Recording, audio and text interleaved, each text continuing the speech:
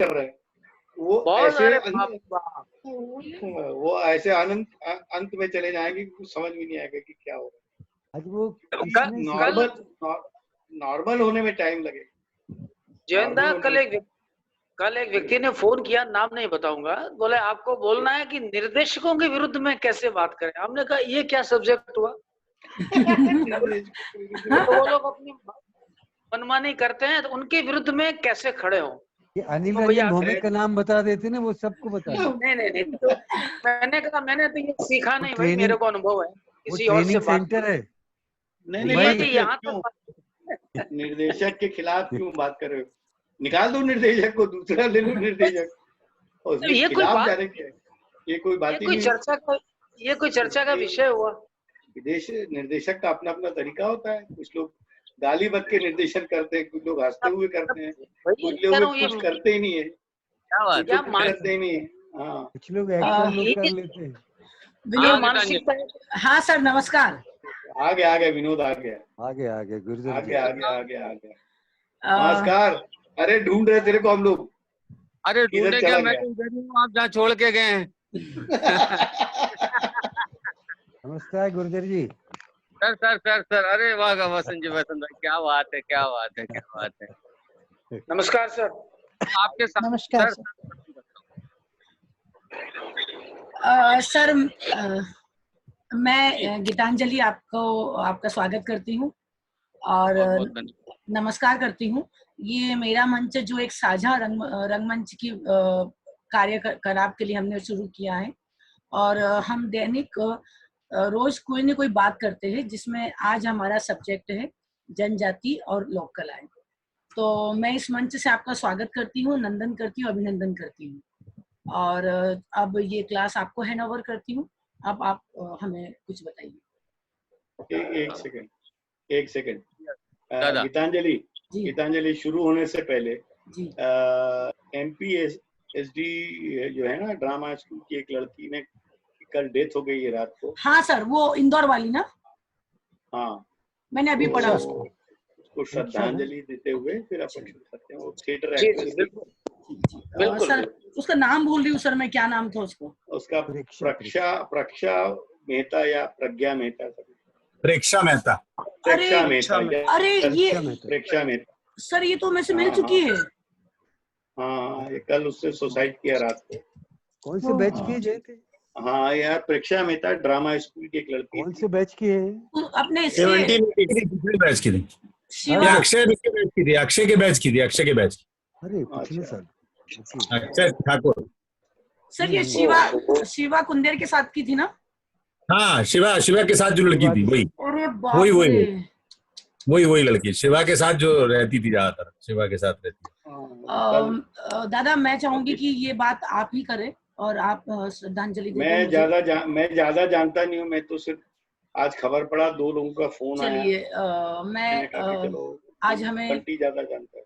हाँ, आज हमें श्रद्धांजलि देके शुरू कर। हाँ, आज हमें पता चला कि हमारे ही साथ की एक रंगकर्मी जो मुझसे भी मिल चुकी थी, और मैं उससे सीधी में मिली थी, काफी एनर्जेटिक और बहुत इच्छाएं और सपनों के साथ उसने मुझसे बात की थी। और मुझे अभी खबर मिली कि उसने कल रात को अपने घर में आत्महत्या कर ली, जो हम लोगों के लिए बहुत दुखद और चौंकाने वाला है। जिस तरह से उसका व्यक्तित्व था, उम्मीद नहीं थी कि वो ऐसा करेगी, लेकिन इस कोरोना काल में कुछ मानसिकता या कुछ आसपास का माहौल ऐसा होते जा रहा है कि मनुष्य का मनुष्य पर से नियंत्रण जा रहा है। तो हम सब चाहते हैं कि उसकी आत्मा की शांति के लिए कुछ देर का मौन करें।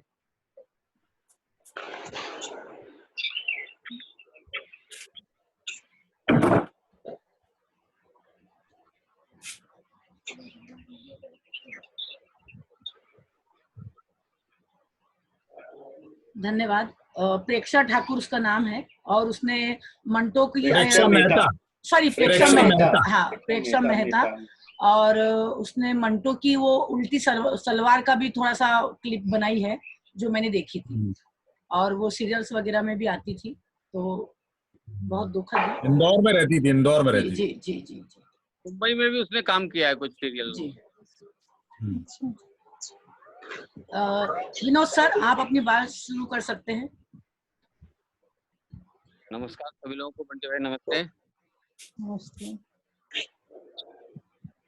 सबसे पहले तो मैं उस लड़की को जो हमारे नाट्य विद्यालय से पास आउट होके गई तो श्रद्धांजलि देता हूँ, और सभी जो रंगकर्मी, युवा रंगकर्मी हैं जो अभी अभी निकले हैं, अपना संघर्ष कर रहे हैं, कई तरह से जूझ रहे हैं जीवन से, और अभी तो पूरा जीवन ही जूझा हुआ है, सभी लोग एक जूझ रहे हैं पूरी उन परिस्थितियों से। तो ऐसे में अपना हौसला न खोएं, अपने आसपास के जो मित्र हैं, आपसे मिलने वाले हैं, हम तकनीकी माध्यम से सब से जुड़े हुए हैं, आपस में हम बात कर सकते हैं, हम सब एक दूसरे की समस्याओं का निश्चित है समाधान करेंगे। सारे लोग एक दूसरे की मदद के पर हैं, तैयार हैं। कोई भी इस तरह का कदम उठाने के लिए पहले प्लीज सोचें, के लोग, अपने माता पिता, अपना परिवार और सब लोग जो हैं उनको बहुत कष्ट होता है। तो ऐसी किसी भी स्थिति जो है सब लोगों से संपर्क करके कृपया वो बात करें, और इस तरह होना नहीं चाहिए, बहुत दुखद है। मैं उन्हें श्रद्धांजलि अर्पित करता हूँ। बात शुरू करते हैं हम जो लोक कलाएं गीतांजलि ने दिया है, जो क्षेत्र में काम कर, और जयंत भाई हैं, बसंत जी हैं, और सारे लोग हैं, बंटी भाई हैं, ये सब बहुत पहले से मुझे जानते भी हैं। विनय भाई चूंकि मेरे सामने ही बिल्कुल बैठे हुए हैं डंडा लेके, जयंत भाई तो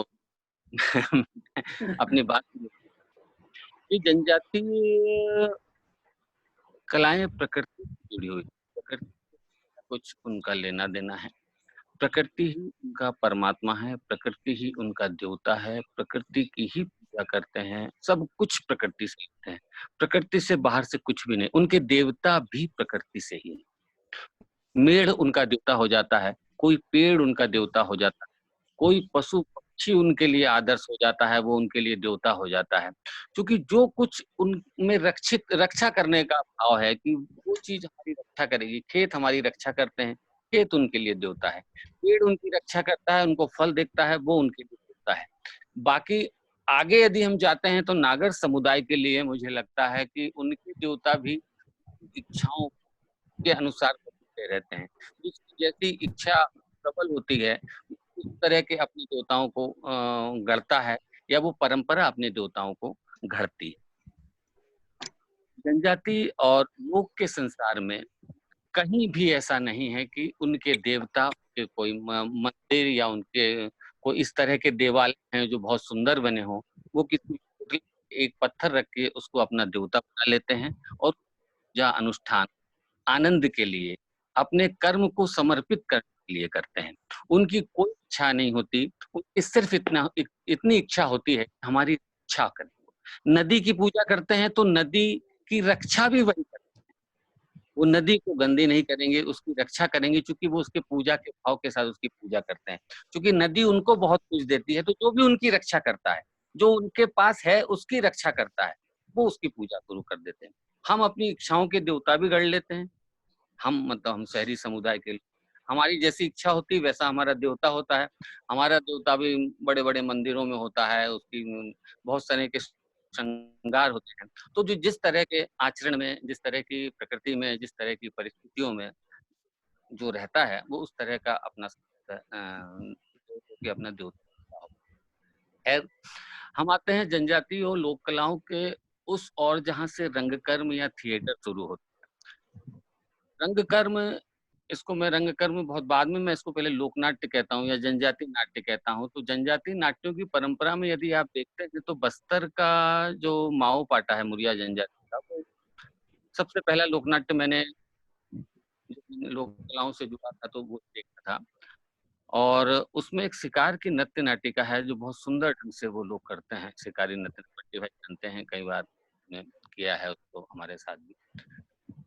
तो उसमें भाव सिर्फ इतना है, उसमें सिर्फ इतना रहता है कि उनका जो भी जंगल सारा उनका मंच है, वो शिकार करके लाते हैं, शिकार को आपस में बांटते हैं, पकाते हैं, खाते हैं, और उसके बाद जब वो उदर पूर्ति उनकी हो जाती है फिर वो उसके बाद उसका नृत्य करते हैं। तो वो जो जंगल से लाना, शिकार कैसे करना, उसको कैसे रखना, उसको उसकी पूजा अनुष्ठान कैसे करना, उसको खाना है, उनको शिकार है उनका, लेकिन उसके बाद भी चूंकि वो प्रकृति ने उनको दिया है तो उसका उसका भी पूजा अनुष्ठान करके उसको ग्रहण करते हैं। तो ये जो है वहां से धीरे धीरे संभवतः लोक नाट्य निकला होगा। और जनजातियों में तो इस तरह की कोई नाट्य परंपरा नहीं है, जनजातियों में सिर्फ नृत्य की परंपरा है, और वो भी श्रम के बाद, थकने के बाद अपने को हल्का करने के लिए किए जाने वाले नृत्य उनके पास हैं। उनके पास किसी को दिखाने के लिए कोई भी नृत्य इस तरह का नहीं है, वो श्रम की पूजा है उनके पास, इसके अलावा और भी कुछ नहीं। तो वो कितने खाली हैं उनके पास। ये देखे कि न कोई उनका इतिहास भी उस तरह का नहीं है, जो स्मृति का इतिहास है उसी इतिहास से वो अपने को ओतप्रोत करते हैं और उसी में अपना संसार रचते और बचाते हैं और उसको जीते हैं। बंटी भाई कुछ आप पूछना चाहे तो पूछ सकते हैं। हाँ नहीं, अभी सुनूंगा, मैं सुनूंगा जी।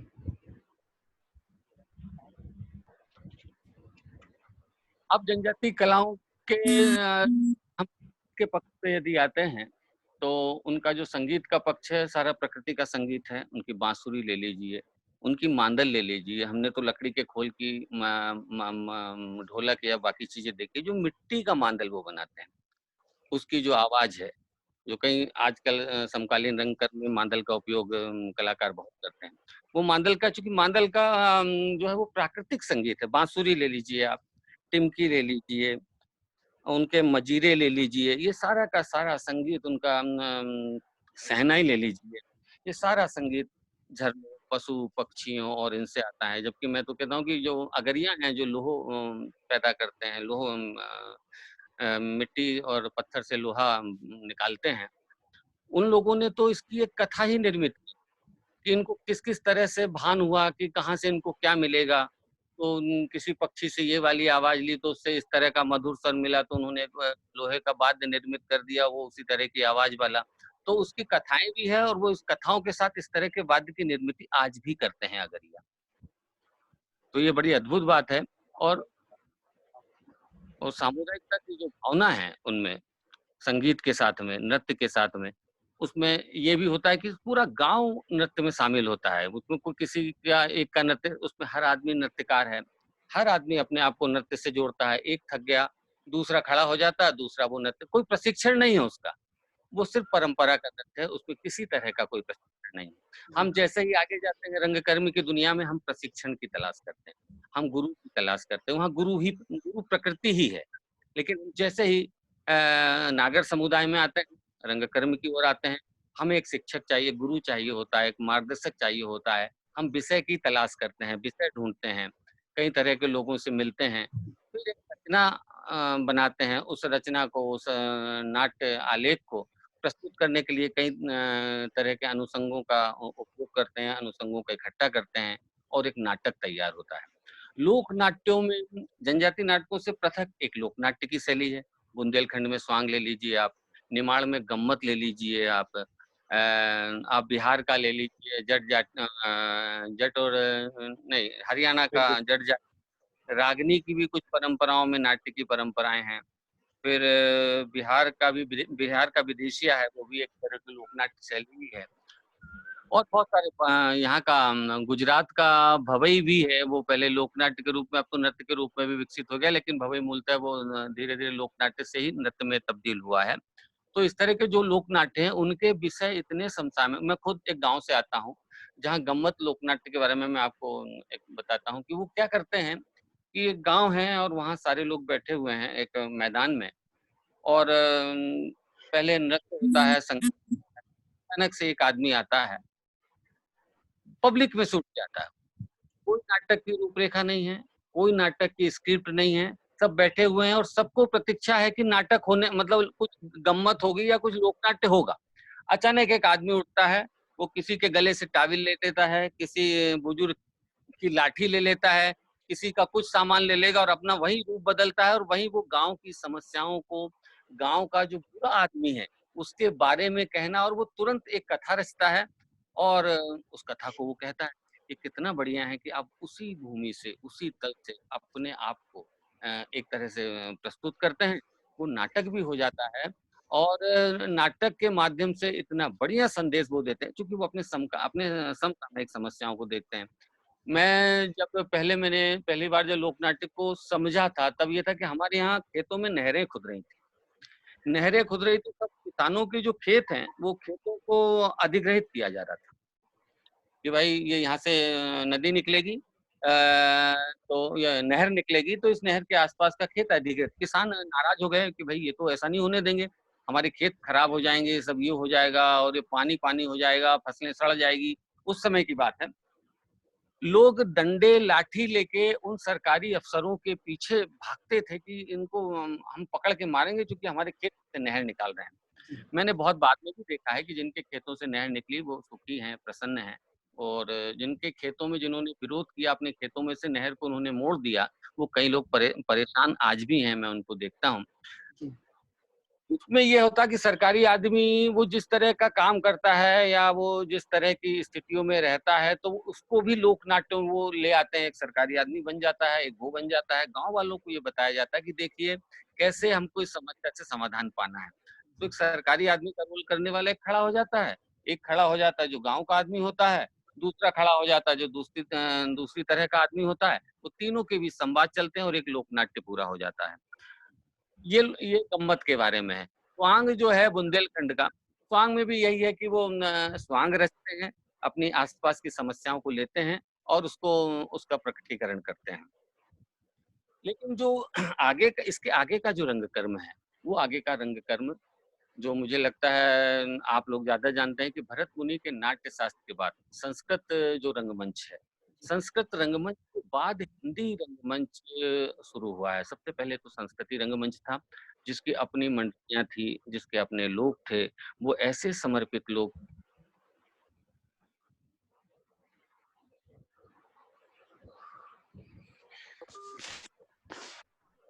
क्षमा चाहता हूँ, जो आख्यानों के साथ में काम करते थे, भारतीय जो ज्ञान परंपरा के आख्यान है, जिन आख्यानों में हमारे ऋषियों और मुनियों ने जो जीवन मूल्यों को संरक्षित करके रखा है, ऐसे जीवन मूल्यों को संस्कृत नाटक के माध्यम से मंडलियां गांव-गांव जाकर करती थी। बाद में फिर हिंदी नाटक शुरू हुआ।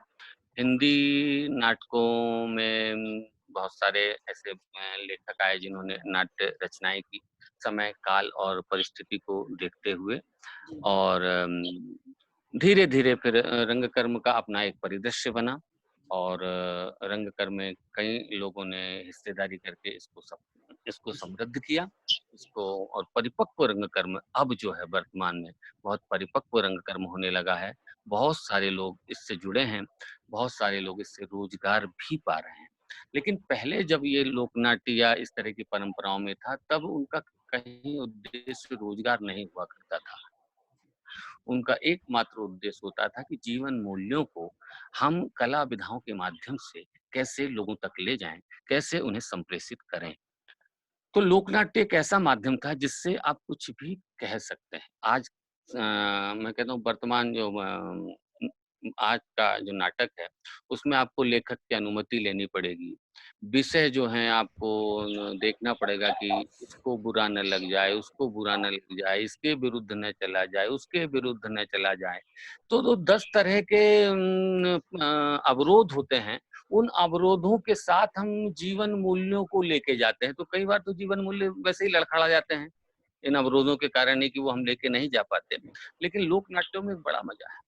लोक नाट्य अपने आप को ऐसे रखते हैं कि उनको किसी की अनुमति लेने की जरूरत नहीं है, वो कुछ भी कह सकता है। वो ऐसी तलवार की धार है, बस उस पे चलने वाला चाहिए, जो चलता है वो करता है। और इसमें मैं 1-2 ऐसे नाम हैं लोक नाट्यों के,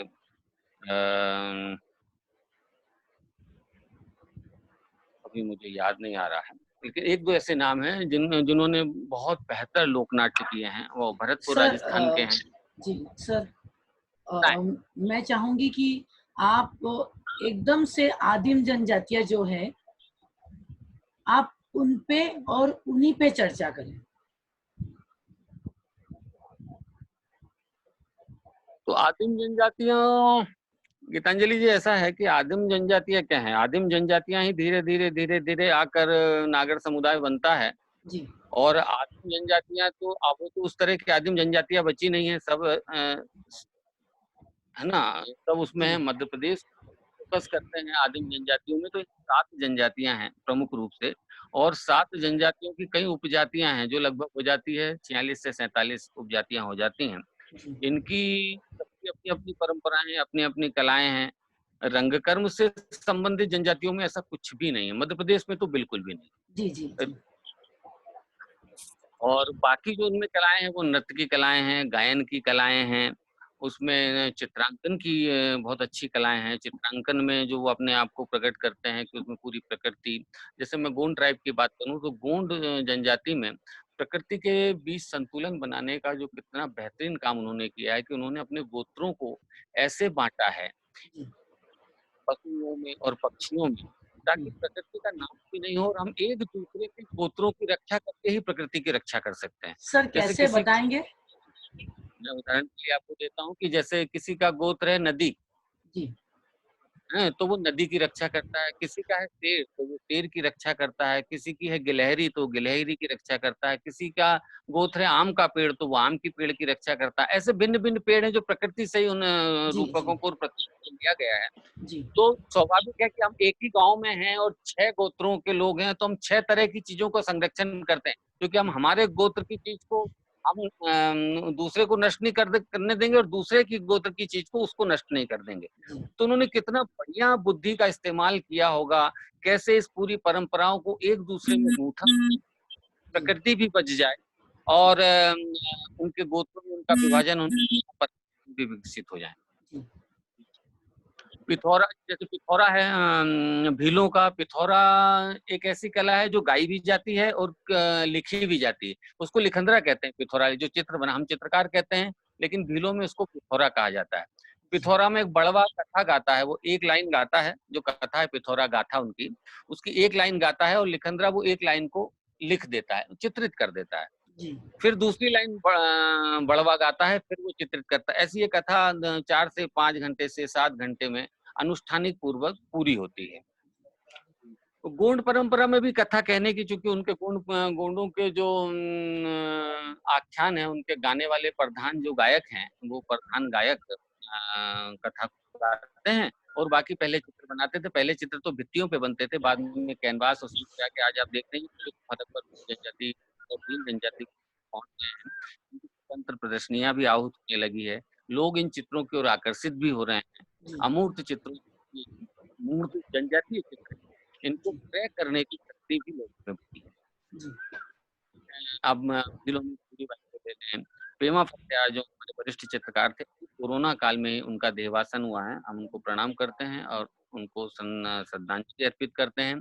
गोंडों में जनगण सिंह श्याम से जिस परंपरा का विकास हुआ है चित्रों की, वो परंपरा आज 150 से 200 कलाकार लगभग उस परंपरा के, तो 2 कलाकार तो भोपाल में ही काम करते हैं और गांव में भी बहुत जो काम करते हैं, सबके पास काम है।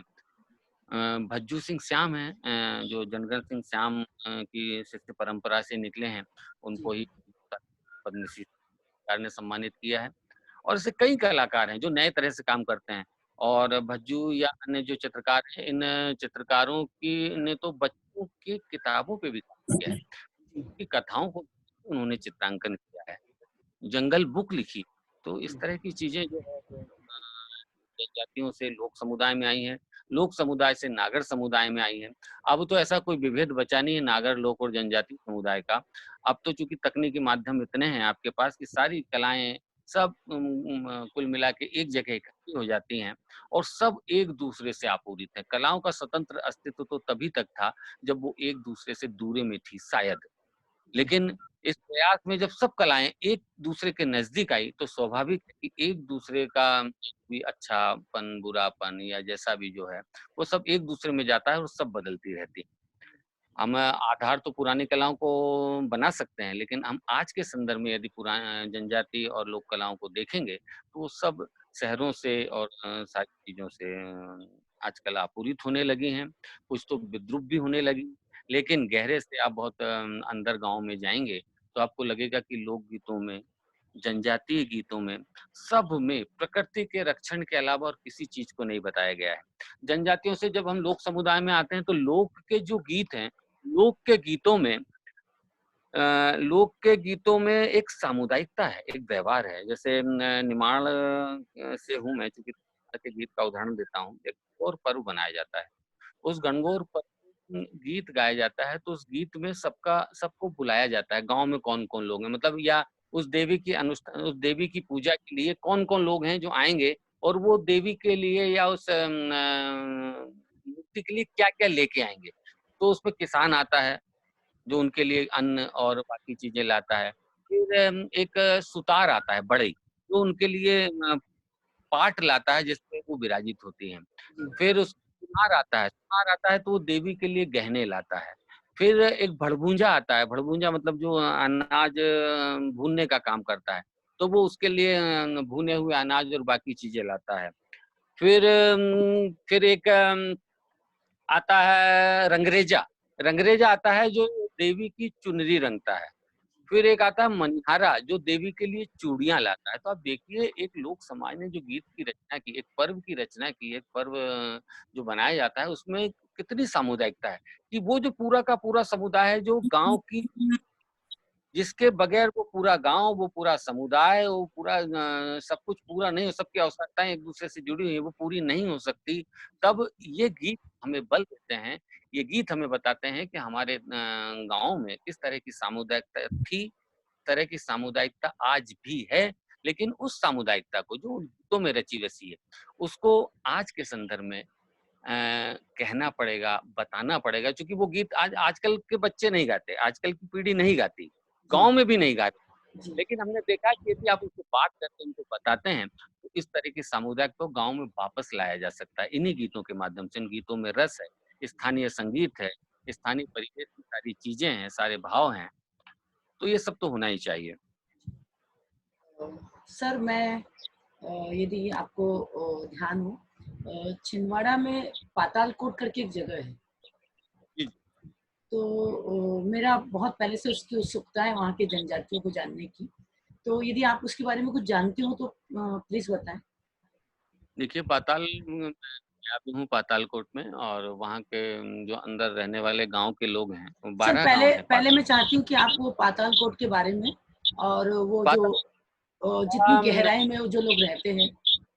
छिंदवाड़ा जिले की तामिया ब्लॉक है, तामिया से 10 या 12 किलोमीटर दूरी पे एक क्षेत्र है जो 78 वर्ग किलोमीटर क्षेत्र में है, जो एक तरह का गड्ढा है, जैसे कटोरा नुमा होता है कि ये कटोरा जो है तो एक तरह का गड्ढा है वो, और उसमें 3000 फीट नीचे एक राजा खो है। जो बस्तियां हैं भारिया जनजाति की, वो तो लगभग 1.5 से 2000 फीट नीचे गहराई में है जहाँ बस्तियां हैं, उसके नीचे एक राजा खो है। एक संदर्भ में आपको बताता हूँ, ऐतिहासिक संदर्भ है कि कहते हैं कि कोई राजा थे, भोसले उनका सरनेम था, और वो शायद संभवतः अंग्रेजों के समय में अपने छुपने के लिए, कोई आक्रमण हुआ होगा तो वो छुपने के लिए राजा खो तक गए थे।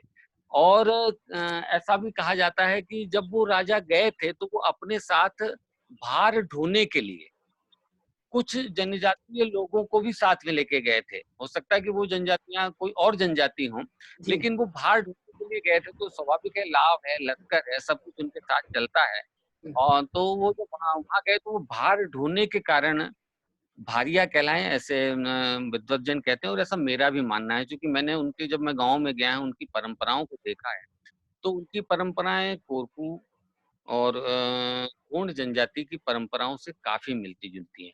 कई परंपराएं तो जो छिंदवाड़ा के आसपास का लोक क्षेत्र है, लोकांचल का क्षेत्र है, उसके जो अन्य समुदाय के लोग हैं उनसे भी परंपराएं मिलती। हो सकता है कि उन्होंने बाद में ग्रहण कर ली होगी, लेकिन वो लोग आज भी वहां रहते हैं। सूर्य वहां पे 12 बजे के बाद ही पहुंचता है, शाम भी वहां जल्दी ही हो जाती है।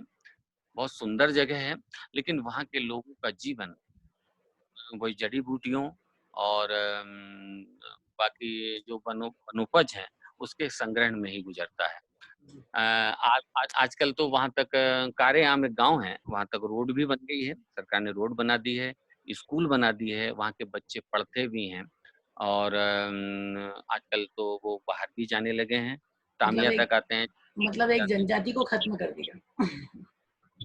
नहीं, जनजातियों को हम ऐसा नहीं कह सकते, क्योंकि देखिए यदि हम जनजातियों को वैसा का वैसे ही बना के रखेंगे तो फिर हम किस विकास की बात करते हैं। वो तो ये तो नारे मुख्य धारा में लाना है, तो भैया मुख्य धारा में आएंगे कैसे? मुख्य धारा में तभी आएंगे कि जिस धारा को आप मुख्य धारा में ले जाने की विधि मानते हैं, उस विधि को वहां लेके जाना पड़ेगा। तो स्कूलिंग एक विधि है। आप ये कैसे चाह सकते हैं कि वो जो जनजाति है वो शिक्षित ना हो? शिक्षित होगी। अब जब शिक्षित होगी तो आपको शिक्षा लेके जाना पड़ेगा। आप कौन सी शिक्षा लेके जाएंगे? अब वही शिक्षा लेके जाएंगे जो आपके पैटर्न में है, जो आपको एक शिक्षा पद्धति द्वारा प्रदान की गई है।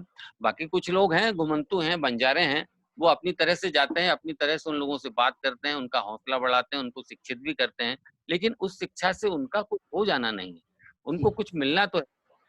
फिर क्या है कि बाजार भी वहां तक बहुत जल्दी से पहुंच जाता है। जब बाजार पहुंच जाता है तो उनकी रुचियां बदल जाती हैं, उनकी इच्छाएं बदल जाती है, उस पर कौन नियंत्रण करेगा? तो ये तो गीतांजलि की एक ऐसा हाँ ऐसा मामला है जिसपे तो क्या बताएं, इसपे तो बैठ के ही बात जी और निकल सकता है। बाकी हाँ, तो नहीं, मैं भी पहले यही मानती थी कि हर आदिम जाति को पकड़ के हमें विकास करके अपने जैसा बनाना है। फिर बाद में कुछ किताबें पढ़ने के बाद समझ में आया कि यदि हमने सबको अपने जैसा बना लिया तो फिर उनकी अपनी मूल पहचान क्या रह जाएगी? वो मूल अपने मूल स्वरूप से हट जाएंगे। नहीं, स्वाभाविक है। देखिए, मूल पहचान तो ऐसा है कि हाँ, कभी पहचान तो बनी रहती है। मूल पहचान कभी नष्ट नहीं होती। जैसे मैं किसी गांव से आता हूँ और मैं आज 40 साल से भोपाल में जो मेरी मूल पहचान है, जो मेरा मूल तत्व है, वो कहीं गायब नहीं होगा। मुझे निमाड़ी आती है, मुझे निमाड़ी परंपराओं के बारे में मालूम है। मैं उन परंपराओं का 40 साल से अपने शहर में भी अपने रह के भी उनका पालन करता हूँ। मेरा परिवार 40 साल से उन सारी परंपराओं का पालन करता है। जब मैं इस पूरे शहरी वातावरण में रह के भी अपनी परंपराओं को न तो नष्ट हुई, न मुझे ऐसा लगा कि वो किसी ने नष्ट की, किसी ने मुझसे नहीं कहा कि खत्म कर दो। वो विवेक पे निर्भर करता है। कई चीजें ऐसी होती परंपरा में जो रूढ़ है, और मैं तो ये कहता हूँ कि परंपरा खुद ही अपने आप को बदलती है। जब वो उसको खुद परंपरा को या समय को जब लगता है, तो समय में जो लोग हैं वो समय, काल और परिस्थिति सब कुछ मिलके उस रूढ़पन को बदल देती है और एक ठीकपन को अपने भीतर प्रवेश करा लेती है और फिर निकल पड़ती है अपने काम के लिए। तो संस्कार, संस्कृति और परंपराएं तो ऐसे ही सदैव यात्रा करती हैं। ऐसा कुछ नहीं है कि ये हम जिस चीज को भी पकड़ के बचाना चाहेंगे वो सड़ जाएगी, गल जाएगी, मर जाएगी, ये निस्संदेह। हमको उसको पकड़ना नहीं चाहिए। बस ये है कि हम उसके साथ खड़े हों। जैसे मैं तो सरकारी नौकर हूँ, सरकारी काम करता हूँ। जी। सर, यदि वीडियो कट जाए तो वापस से रिज्वाइन हो जाइएगा। मुझे ऐसा लगता है कि जैसे हम किसी परंपरा के लिए काम करते हैं, तो हम लोगों से जब बात करते हैं कहते हैं कि भैया संगीत नहीं बदलना है, जो आपके शब्द हैं, जो शब्द परंपरा है वो नहीं बदलना है, जो आपके भाव हैं वो नहीं बदलना है। लेकिन चूंकि आपको शहरी मंच पे तो आना ही है, इस विकास युग में आपको हमको लेके जाना है। हमारी नियुक्ति हुई कि भाई उनको शहरों में लाओ, उनको लोगों को दिखाओ कि क्या कला है, क्या परंपराएं हैं। तो उनको हम सिर्फ अच्छे कपड़े, बैठने की व्यवस्था कि भाई आप गायक हैं, तब कैसे बैठ सकते हैं, बढ़िया कपड़े पहन